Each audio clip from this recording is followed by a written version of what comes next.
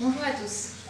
Aujourd'hui, je vais vous présenter donc le premier cours, l'introduction du premier cours qui va porter sur les sciences humaines, donc sur l'homme, la société, le langage. Et donc c'est le cours d'introduction qui va ensuite être poursuivi par une série de chapitres. Alors donc pour cette partie, en fait, ce qu'il faut essayer de comprendre, c'est justement comment est-ce que l'on a pu avoir une pluralité de sciences et comment est-ce qu'elles ont pu se structurer les unes par rapport aux autres, soit par opposition, soit par complémentarité, et comment l'épistémologie des sciences humaines a été pensée à travers l'histoire. Donc les sciences humaines sont nées, on va dire, à la fin du 19e siècle et au 20e siècle, elles ont été réfléchies. Et donc on a essayé de comprendre comment on pouvait trouver des modèles, des paradigmes pour les fonder. Alors donc les sciences sont multiples, on peut rappeler les trois catégories de sciences. Il y a des sciences bien sûr pures, que ce soit la logique ou les mathématiques, qui ne sont pas expérimentales, elles sont totalement abstraites, elles pourraient exister même si le monde n'existait pas, elles sont formelles. Et donc tout ce qui intéresse les chercheurs en sciences pures, c'est la cohérence. Donc ensuite nous avons les sciences expérimentales, donc les sciences de la nature, physique, chimie, etc., biologie. Donc elles appliquent les mathématiques au réel et donc elles sont fondées sur des expériences, on remonte de cas particuliers jusqu'à des lois qui permettent ensuite d'expliquer par des mécanismes de cause et d'effet des phénomènes à venir. Et troisième branche des sciences, nous avons les sciences humaines, qui ont été appelées au départ sciences de l'esprit, puis sciences de la culture, avant de se nommer sciences humaines. Nous verrons tout à l'heure pourquoi. Et donc ces sciences, elles s'occupent d'interpréter des phénomènes humains, de les comprendre. Il s'agit cette fois d'aller du tout à la partie, de la partie au tout, de finalement essayer à partir par exemple d'un poème mis en série avec d'autres poèmes d'éclairer un vers, ou à partir d'une révolution comparée à d'autres d'éclairer telle ou telle révolution. Et donc ce qui intéresse dans les sciences humaines, c'est finalement l'aspect humain, le vécu humain, et les méthodes pour analyser, décrire, interpréter, et puis faire des projections à partir de ce qui a été découvert. Donc les sciences humaines, on peut nommer la psychologie, la sociologie, l'histoire, la littérature, mais aussi la philosophie et bien d'autres disciplines. Donc cette pluralité des sciences, elle pose en quelque sorte un petit peu problème parce que d'un côté on a l'explication par des causes, donc mécaniste, de l'autre on a une compréhension qui admet une pluralité d'interprétations possibles et qui veut laisser droit à la singularité de ce qui est étudié, sans l'écraser sous l'universel. Donc on a plusieurs compréhensions du réel qui peuvent être antagonistes, alors qu'il n'y a qu'une seule réalité. On peut essayer de se demander s'il y a un modèle, s'il y a une reine des sciences, s'il y a un modèle pour toutes les sciences, est-ce qu'il y en a une qui est première, est-ce qu'il y en a une qui peut permettre d'éclairer les autres, c'est le cas par exemple des mathématiques qui ont été le modèle pour les sciences de la nature, mais est-ce qu'il y a un tel modèle pour les sciences humaines? Voilà une grande question qui a traversé l'esprit des personnes qui ont réfléchi tour à tour sur la nature des sciences humaines.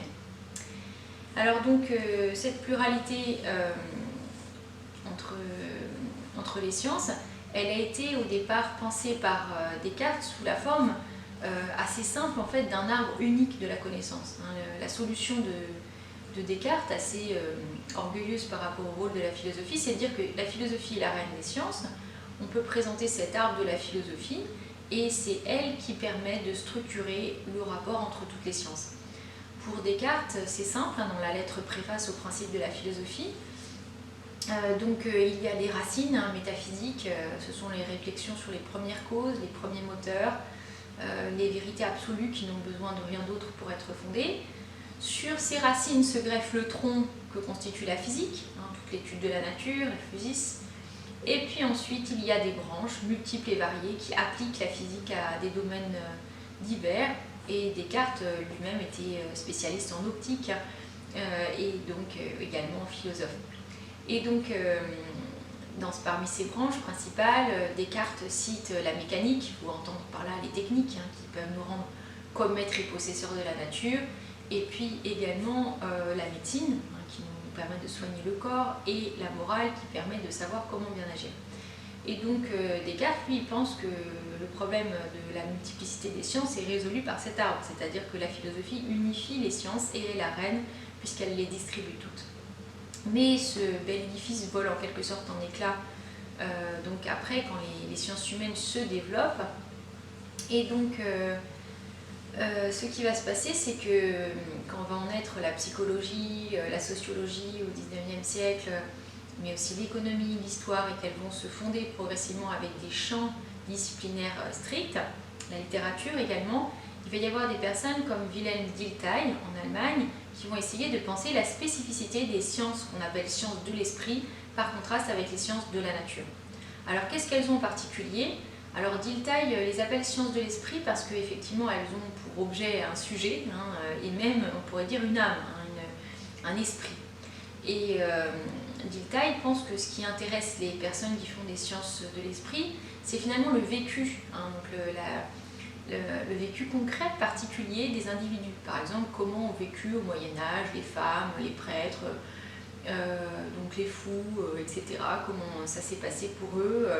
Et donc il s'agit pour l'historien, avec son imagination, de recréer en fait ce qui a été vécu. Le Nacherleben, c'est le fait de vivre, de revivre après coup ce que d'autres ont vécu. Et bien sûr, il y a des déformations, parce que dans l'interprétation, on projette sur l'autre, par empathie, nos propres sentiments, etc. On se projette dans la peau des autres. Et donc, bien sûr que il y a aussi une part d'arbitraire, il y a des multiples projections possibles, mais c'est ça justement qui est intéressant, c'est qu'on peut interpréter, réinterpréter, s'approprier en fait le passé avec des approches différentes suivant les idées, nos convictions, nos goûts, mais aussi notre sensibilité, nos passions, etc., notre emportement. Par exemple, on peut s'intéresser à la terreur en étant un révolutionnaire convaincu ou en étant un monarchiste, et ça ne va pas donner du tout, bien sûr, la même interprétation, ni même les mêmes valeurs qui vont ressortir. Alors justement, ce terme de valeur va être important pour d'autres penseurs, après Dilthey, qui vont un peu le critiquer. Lui-même va se critiquer aussi, lui-même, parce qu'en fait, ils vont dire qu'il est un peu victime de psychologisme, c'est-à-dire il voit tout sur un modèle psychologique et il ne voit pas assez l'aspect concret et matériel en fait des objets que traitent les sciences que Windelband et Rickert vont appeler les sciences de la culture. Les sciences de la culture ne traitent pas directement des esprits, ils traitent des projections que ces esprits livrent dans justement des livres, des tableaux, des objets techniques, etc. Donc on n'a jamais affaire directement à un esprit, on a affaire à un esprit qui s'est objectivé dans de la matière. Donc Windelband et Rickert, eux, vont plutôt souligner qu'il y a toujours de l'individuel et du conceptuel, à la fois dans les sciences de l'esprit, qu'ils appellent les sciences de la culture, et dans les sciences de la nature. Ce n'est pas d'un côté les sciences de la culture qui auraient à traiter seulement l'individuel, et de l'autre les sciences de la nature qui auraient à traiter seulement le général. En fait, les deux traitent du rapport de l'universel au particulier, mais ne mettent pas l'accent au même endroit. C'est-à-dire, concrètement, les sciences de la nature mettent l'accent sur le général.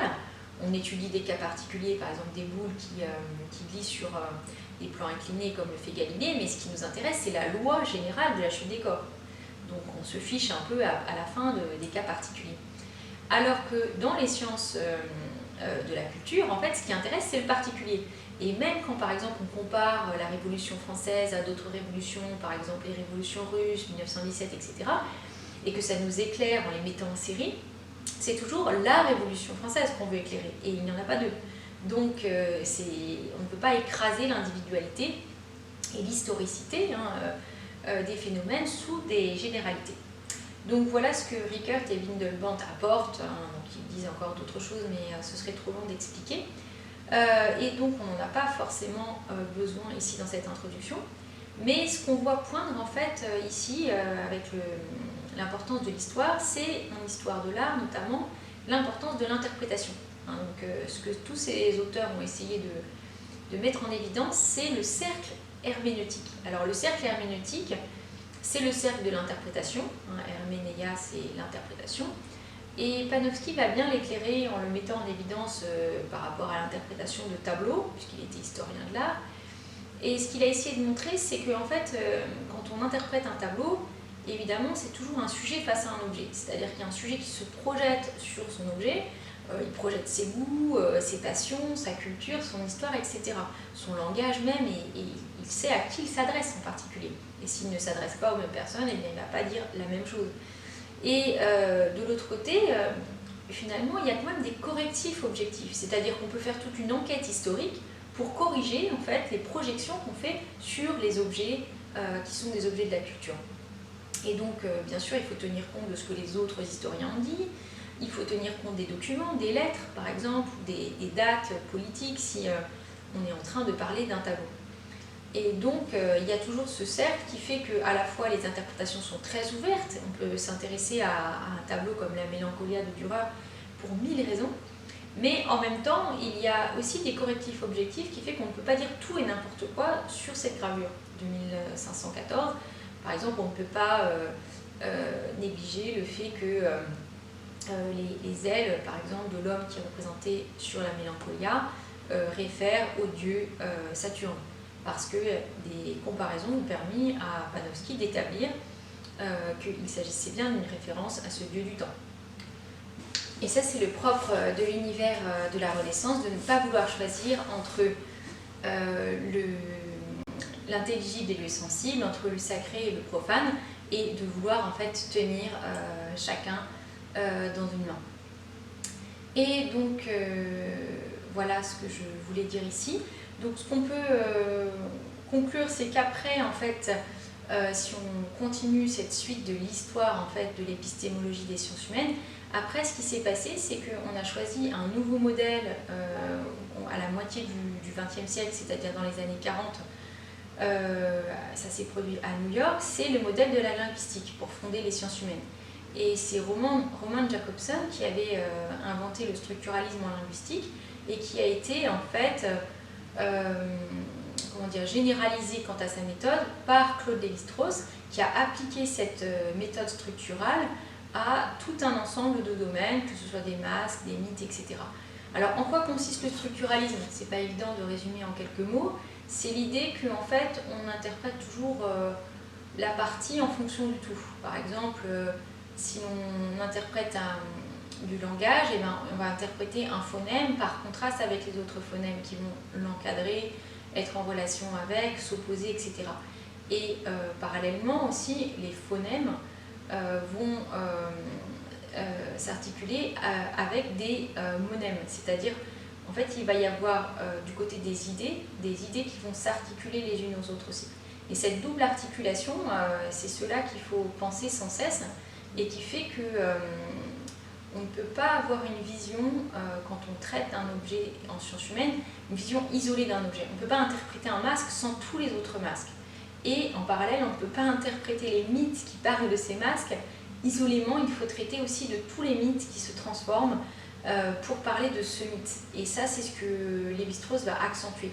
L'importance de la transformation en fait, de groupes, d'œuvres. Et ce sera la naissance du structuralisme qui va marquer considérablement le XXe siècle. Et ça va se terminer avec une critique du structuralisme pour son intellectualisme trop grand.